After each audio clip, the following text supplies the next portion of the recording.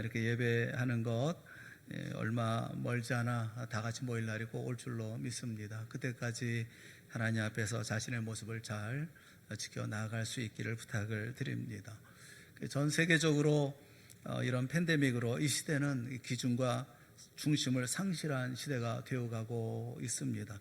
교회가 국가의 지침과 지역사회의 여론을 넘어서지 못하고 또 목사의 설교보다 국가 방역 지침이 교회 출석 여부에 가장 중요한 영향을 주고 있는 것처럼 보입니다.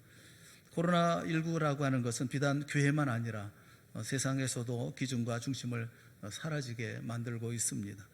하지만 교회는 언제나 어떤 상황에서도 하나님의 말씀이 우리의 기준과 중심이 되어야 합니다. 조나단 에드워드는 그 18세기 미국 대각성 운동의 기수이고 또 저명한 신학자였죠. 그 프린스턴 신학교의 학장을 역임하셨던 그런 분입니다.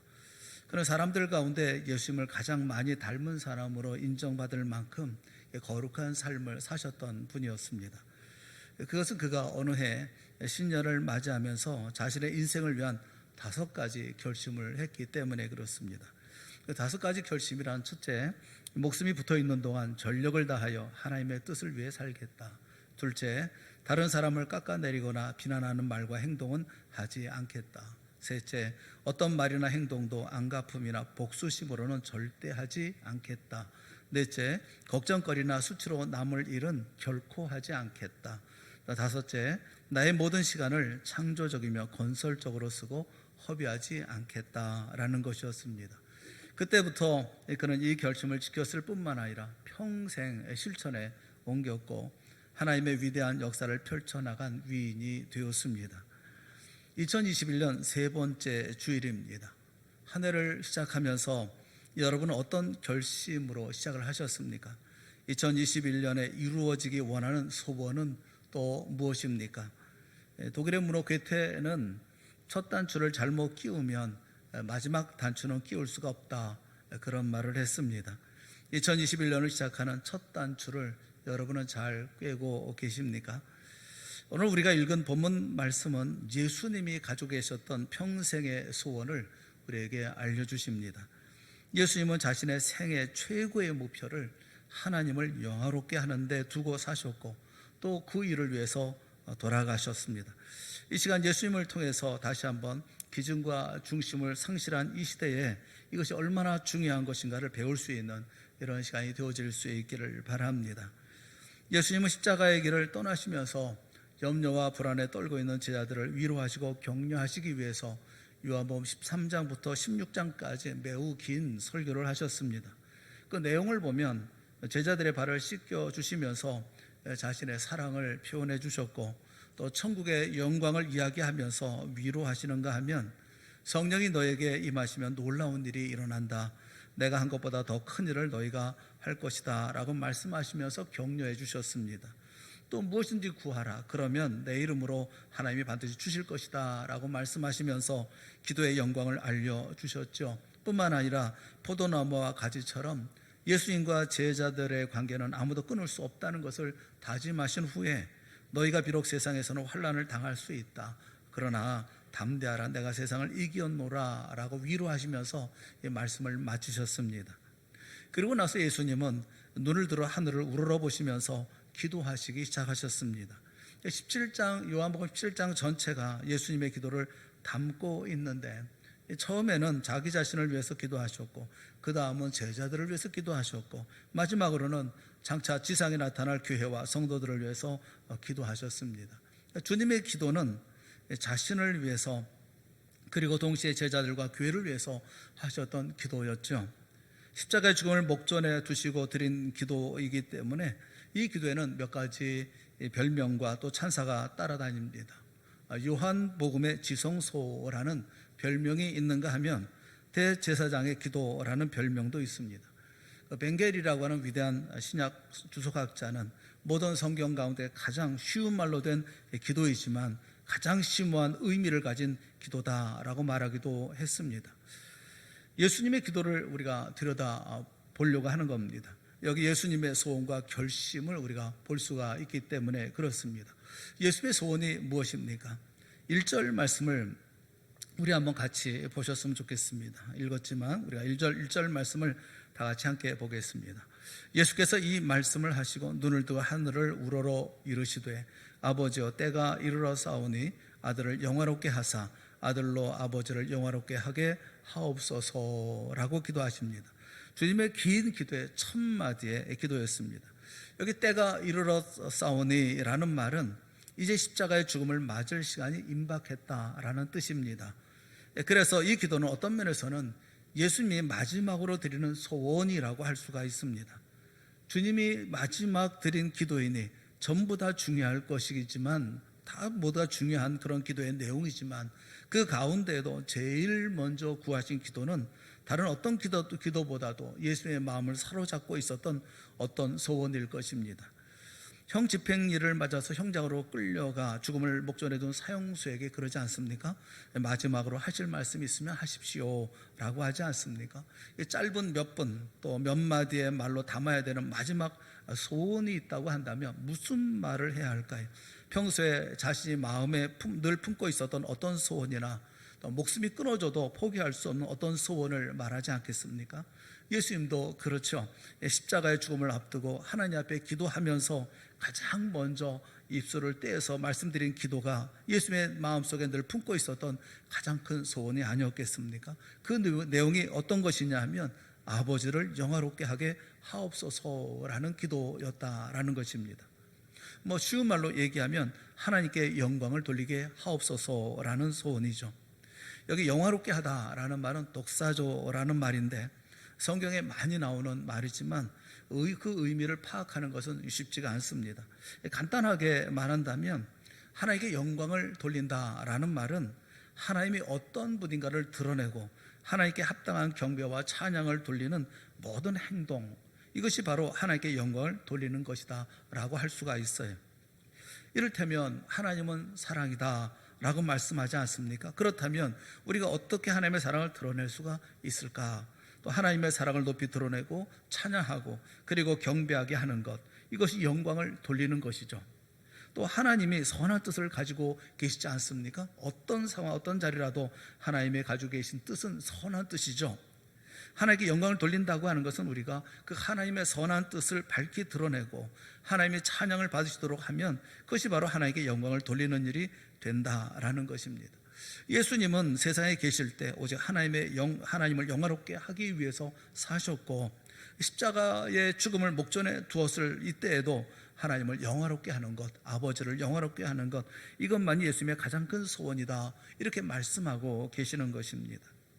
본문 4절 말씀에 보면 하나님 아버지를 영화롭게 하기 위해서 예수님께서 무엇을 하셨는가 하는 것을 잘 말씀해 주고 있어요. 4절 말씀 우리 한번 같이 읽어보겠습니다. 시작. 아버지께서 내게 하라고 주신 일을 내가 이루어 아버지를 이 세상에서 영화롭게 하여 사오니 라고 말씀을 합니다. 예수님은 하나님 아버지가 하라고 하신 그 모든 일을 다 성취하셨고 그렇게 함으로써 하나님 아버지를 영화롭게 했다 이렇게 말씀합니다. 그러면 예수님이 세상에 오셔서 하셨던 일, 해야 했었던 일은 구체적으로 어떤 것입니까? 2절에 그 대답이 있어요. 2절 말씀을 보면 아버지께서 아들에게 주신 모든 사람에게 영생을 주게 하시려고 라고 말씀을 합니다. 아버지께서 아들에게 주신 모든 자에게 영생을 주는 것입니다. 하나님이 예수님께 하라고 시킨 일은 하나님의 백성으로 선택받은 모든 사람에게 영생을 주는 것이었습니다.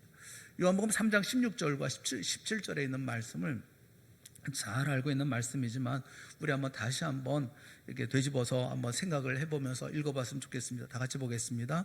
하나님이 세상을 이처럼 사랑하사 독생자를 주셨으니 이는 그를 믿는 자마다 멸망하지 않고 영생을 얻게 하려 하심이라. 하나님이 그 아들을 세상에 보내신 것은 세상을 심판하려 하심이 아니요 그로 말미암아 세상이 구원을 받게 하려 하심이라. 이 말씀에서 보는 것처럼 이 세상에 영생을 주는 것 그리고 세상을 구원하는 것, 이것이 바로 예수님이 하나님으로서 명령받은 일이었고 주님은 바로 이 일을 하셨다라는 것입니다. 우리가 생각해야 될 것은 그래서 영생과 구원, 영생과 십자가를 생각을 해봐야 될 겁니다. 영생이 뭡니까? 영생, 조엔 아이오니온이라고 하는 이 영생이 뭡니까? 영생이라는 말은 구원이라는 말과 똑같은 의미입니다. 영생은 글자 그대로 해석하면 영원히 죽지 않는 생명, 이렇게 얘기할 수 있을 겁니다. 그러면 안 죽는 생명을 의미하는 것이냐? 그렇지 않습니다. 영원히 사는 생명, 다시 말하면 안 죽는 생명은 지옥에도 있습니다. 지옥 가는 사람도 영생합니다. 하지만 지옥의 영생은 축복이 아니라 저주입니다. 그야말로 살만한 가치가 전혀 없는 비참한 생명이죠.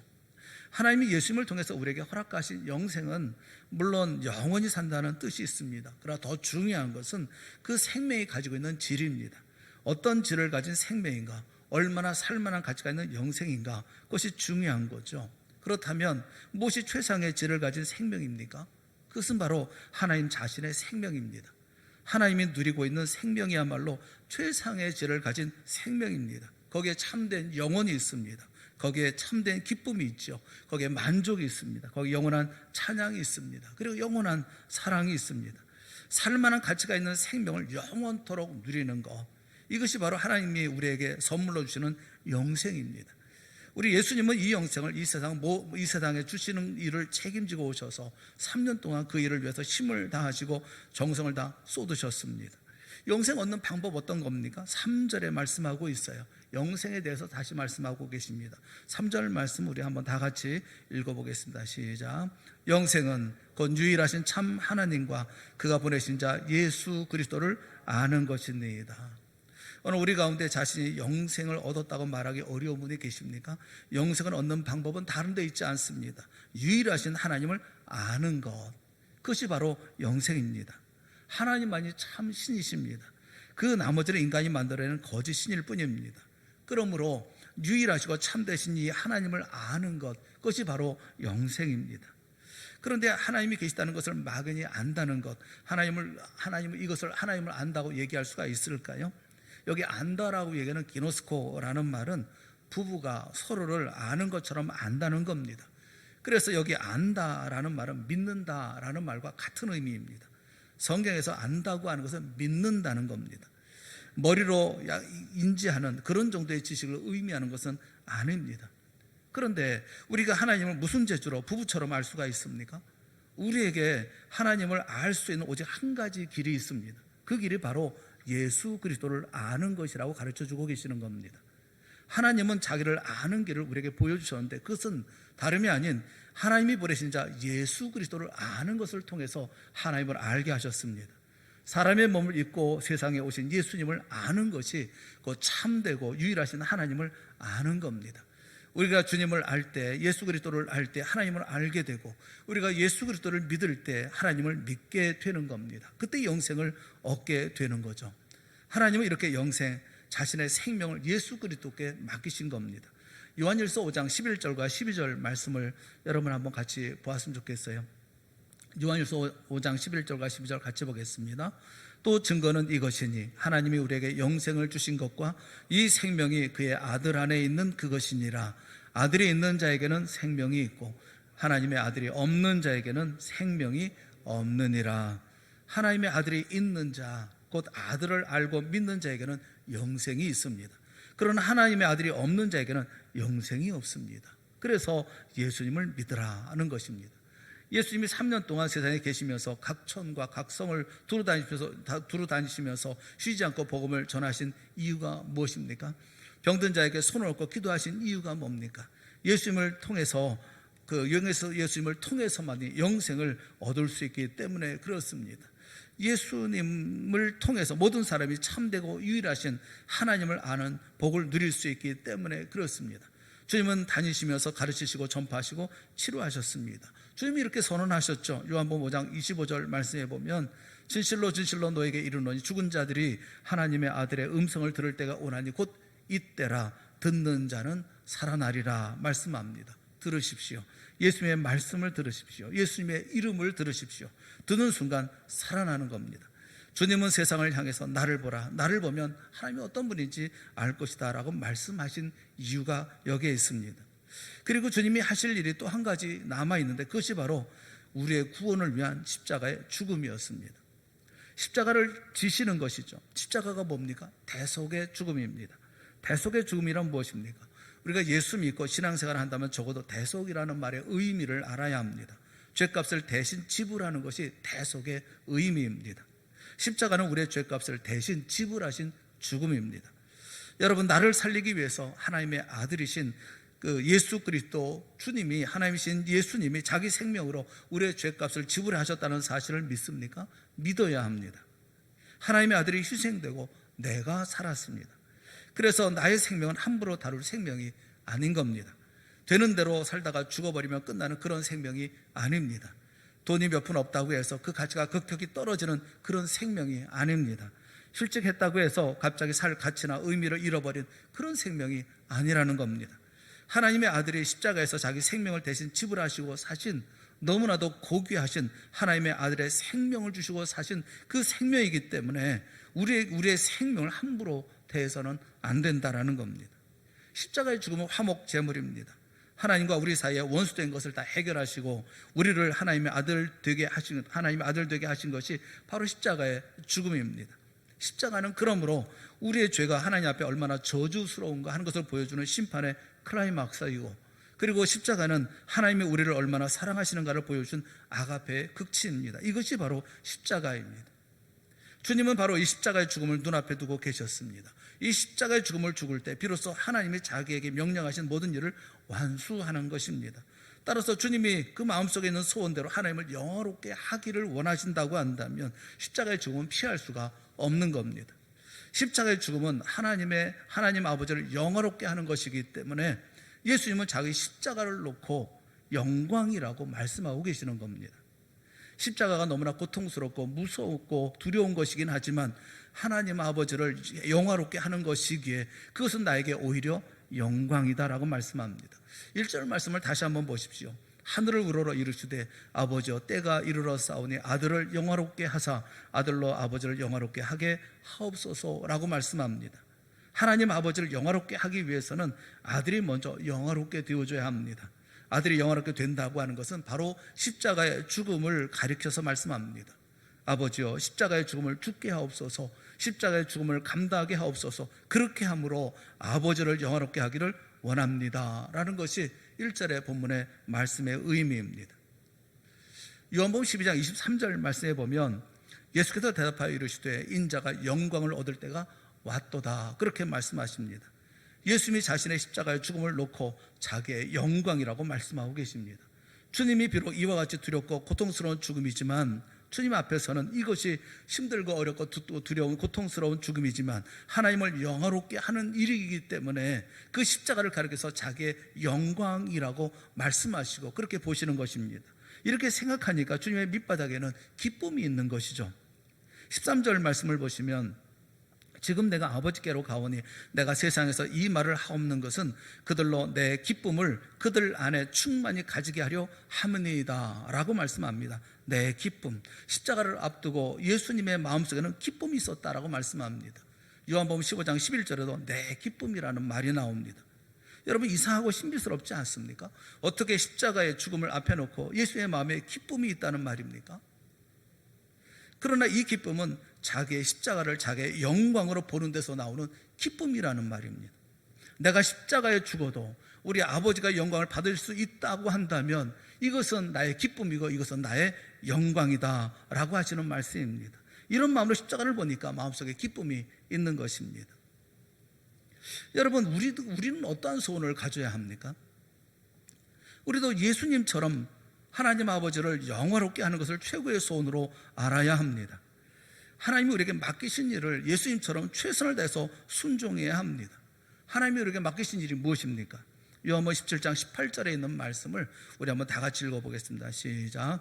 아버지께서 나를 세상에 보내신 것 같이 나도 그들을 세상에 보내었고, 이 말씀을 바꾸면 아버지께서 예수님을 세상에 보내신 것 같이 예수님도 이 목사를 세상에 보냈고 여러분 각자를 세상에 보내었다라는 것입니다. 예수님이 세상에 오시면서 하나님께서 명령받은 것을 우리도 역시 똑같이 동일하게 받았다는 말입니다. 그것이 무엇입니까? 세상의 복음을 전하여 이 세상에 있는 모든 사람들로 하여금 영생을 얻도록 하는 것입니다.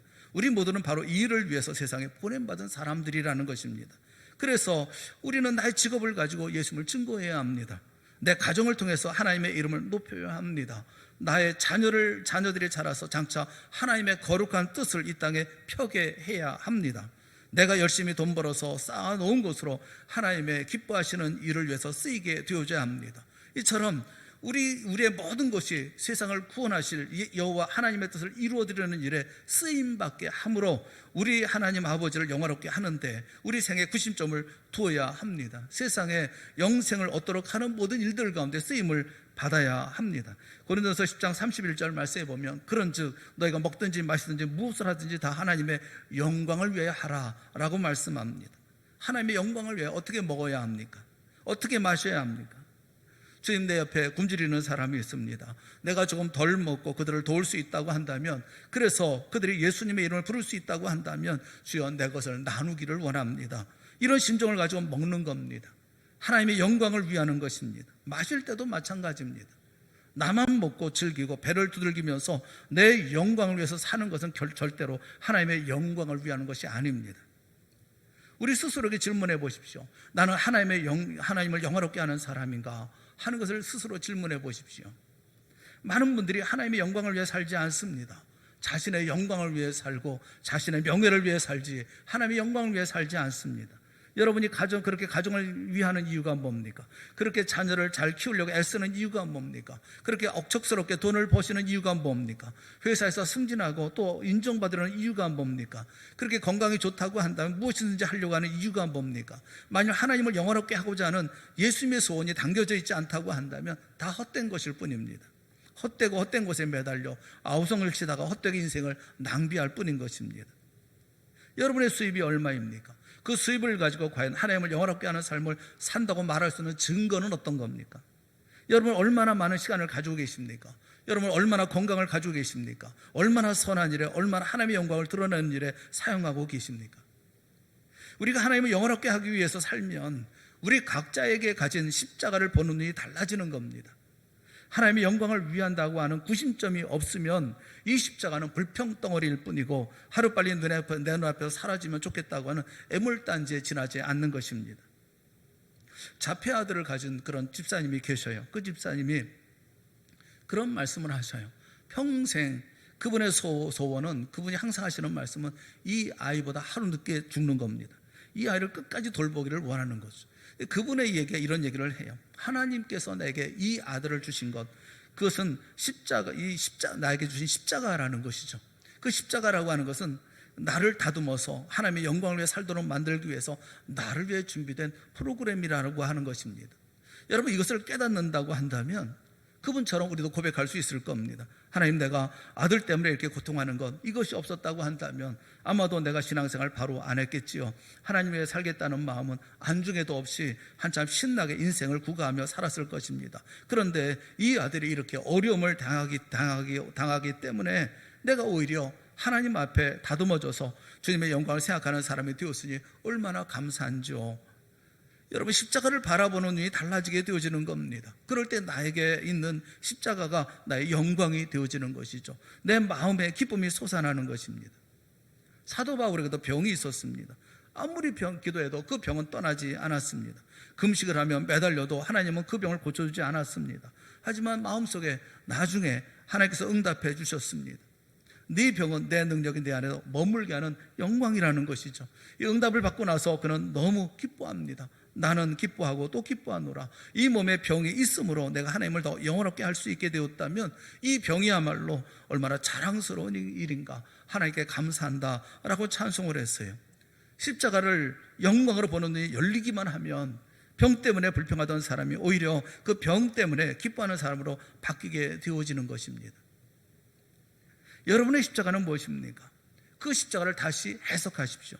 하나님의 영광을 위하는 삶을 살기를 원하십니까? 그렇다면 여러분의 십자가가 무엇이며 그 십자가 속에 들어있는 하나님의 계획이 무엇인지를 곰곰이 생각해 보십시오.